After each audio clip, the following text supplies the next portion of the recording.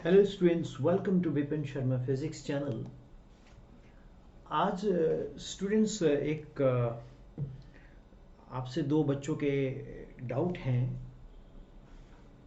और वो डाउट दोनों मैकेनिक्स से रिलेटेड है। तो मैं वीडियो 1 एंड वीडियो 2 में ही डाउट को अपलोड करता हूँ। तो फर्स्ट डाउट क्या है कि उस स्टूडेंट ने मुझे क्वेश्चन भेजा है कि सर एक बोट है, एक बोट है और उस बोट में एक लड़का बैठा है कहीं एक जगह और वो भागना शुरू करता है। ठीक है, तो बोट जो है वो स्पीड v से जा रही है और जो लड़का है वो स्मॉल स्पीड v से भागता है और उसमें एक कंडीशन दी है क्वेश्चन में, that boat is selling on smooth surface. Boat is sailing on smooth surface means जो boat है वो smooth water surface, on the water surface which is smooth the boat is sailing.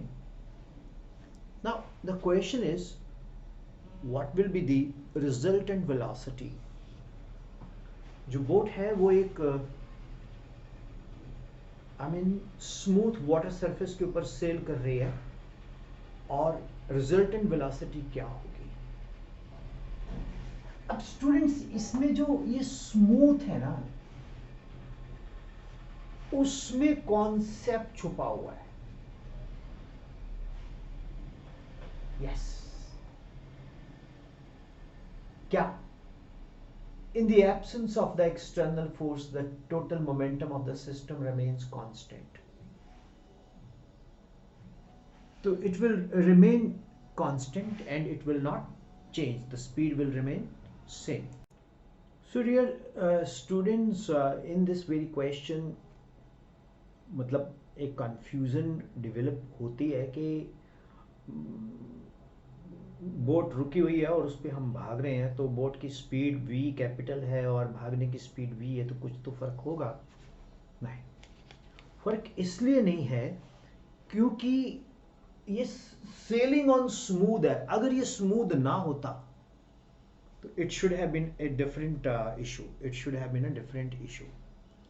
Since it's sailing on the smooth surface, तो there is no external force acting. When there is no external force acting, then we are simply having means we can think of absence of external force means the momentum law of conservation of momentum theory that we can think, and that's all about it. And if you have any more queries, अगर आपके कुछ और भी queries हैं तो आप मुझसे बिंदास पूछ सकते हो। मैं छोटे छोटे क्लिप्स में आपके डाउट्स को दूर करने की कोशिश करूँगा। Thank you.